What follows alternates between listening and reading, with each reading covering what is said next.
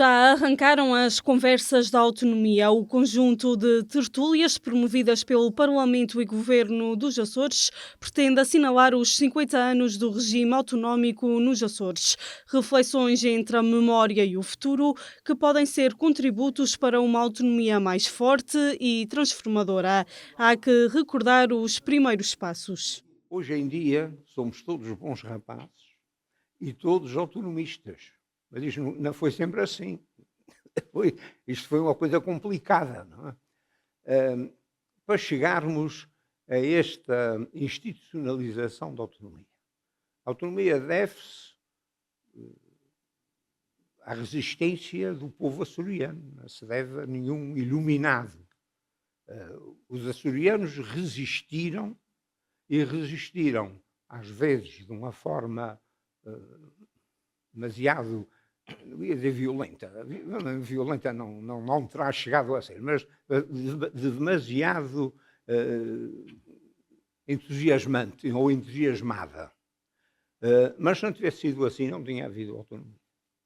Porque, no princípio, depois de 25 de Abril, não havia consensos suficientes nos Açores para se discutir e para se poder chegar a um consenso sobre um governo diferente para as Ilhas dos Açores.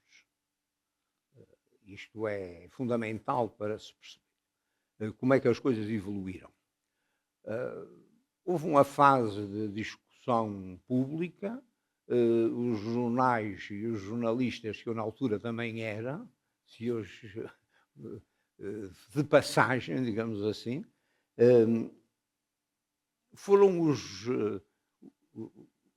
produtores das várias ideias sobre os Açores. O que é que no futuro os Açores queriam ser? E havia alguns que achavam que isso não passava pela consulta dos açorianos. E quando, eu não quero invocar nomes, nem sequer partidos, porque isto é uma discussão aberta, mas quem conhece essas coisas sabe muito bem que uns estavam de um lado e outros estavam do outro. E nessas muitas discussões, muitos escritos e algum pugilato, acabou por se ir aproximando algumas ideias. Mas os resistentes resistiram efetivamente até ao fim. E não andarei muito fora da realidade, que foi com o 25 de novembro e anteriormente com o 6 de junho, que estas coisas tomaram forma. Pelo caminho existiram muitas dúvidas, lutas e arestas a limar, mas a autonomia foi crescendo e muito se fez e mudou. Eu que sempre andei pelo sistema, estou-me a referir naturalmente ao sistema democrático e ao sistema autonómico, faço claramente um balanço positivo.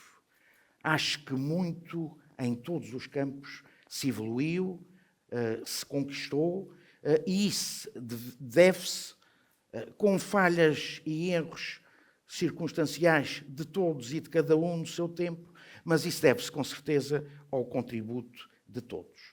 E se nós formos a ver, realmente esse contributo existe e foi dando ganhos, desde o Estatuto Provisório, pioneiro, continuando uma tradição açoriana autonomista mais ao nível da autonomia administrativa, que veio juntar, na altura, conceitos operativos que foram importantes, como o conceito de interesse específico, de Lei Geral da República, etc., e que foi a base, depois do estatuto, do primeiro estatuto efetivamente aprovado, mas depois também há coisas fundamentais que não se consegue logo.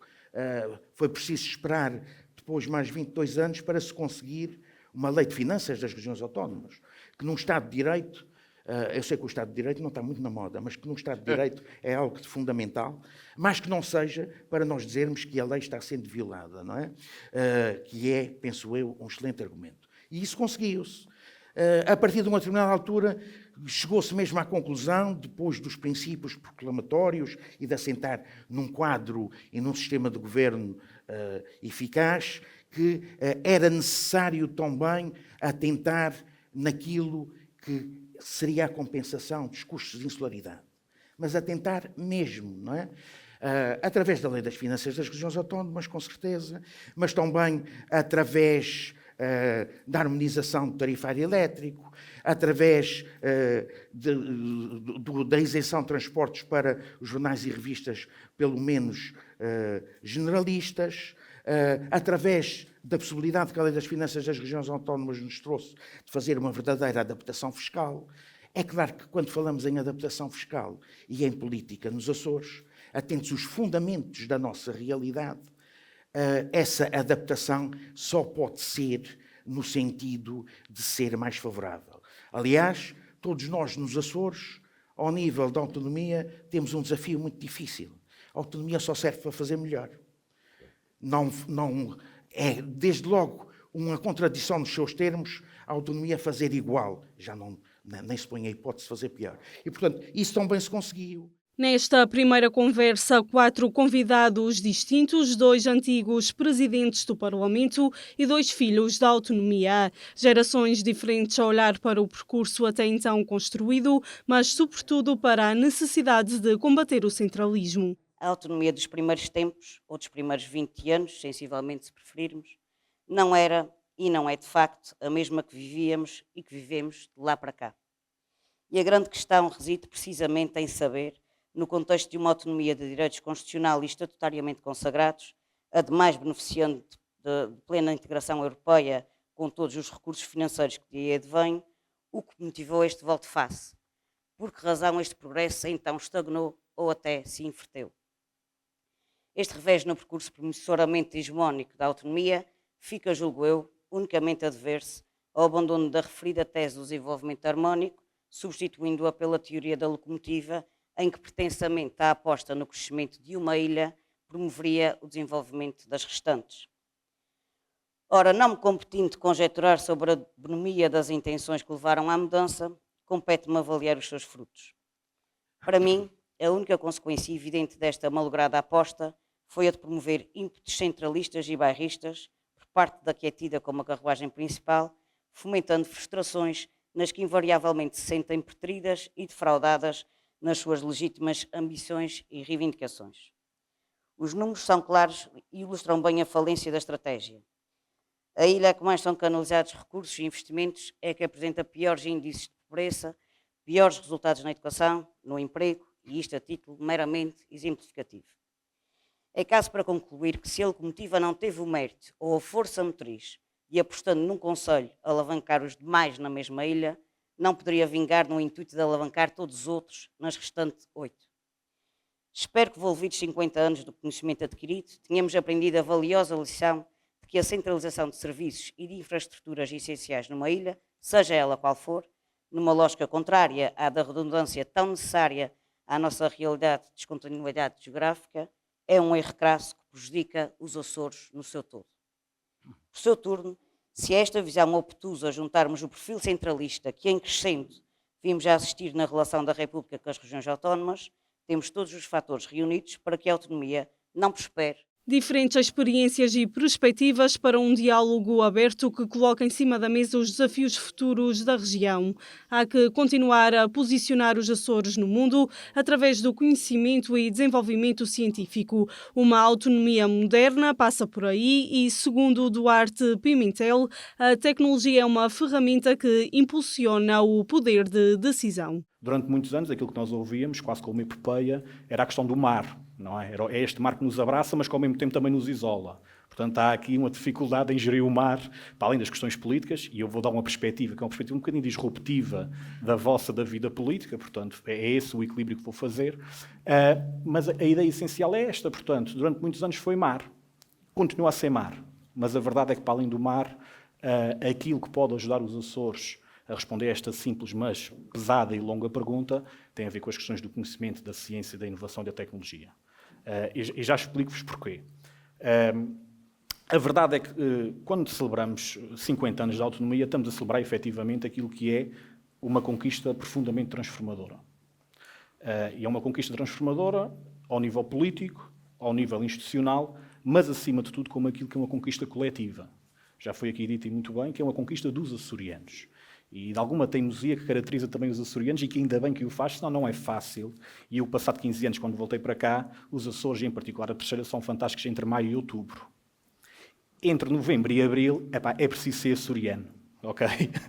E eu acho que é esta resiliência e esta capacidade que nós temos de lutar e continuar a lutar que permite que a autonomia vai crescendo e vai florescendo. Eu partilho da opinião, e ouço histórias em casa dos meus pais, aquilo que é a qualidade de vida nos Açores e a forma como se vive nos Açores atualmente não é comparável com há 50 anos atrás. E eu beneficiei sempre disso.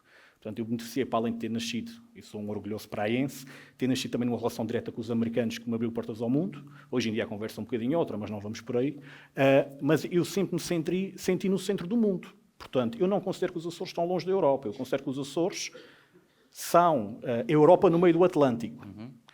E obviamente que isto também nos dá aqui um conjunto de responsabilidades. Porque eu, quando começo a refletir sobre esta primeira pergunta, também vem uma segunda pergunta, que é, efetivamente, o que é isto da autonomia no século XXI?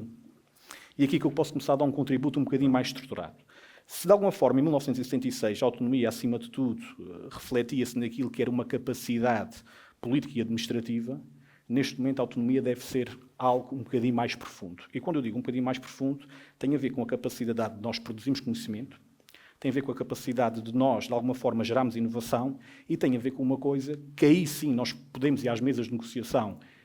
E quando nós estamos mais informados, o nosso outro par de negociação treme mais um bocadinho, que é nós estamos informados com evidência científica. E a autonomia traz-nos isso. Portanto, aquilo que eu respondo a esta pergunta tem muito a ver com devemos assumir e devemos reconhecer que a verdadeira autonomia do século XXI é a autonomia do conhecimento. Uma autonomia que se quer em construção e adaptada aos tempos atuais. A iniciativa teve início na Ilha Terceira, mas o objetivo será percorrer todas as ilhas.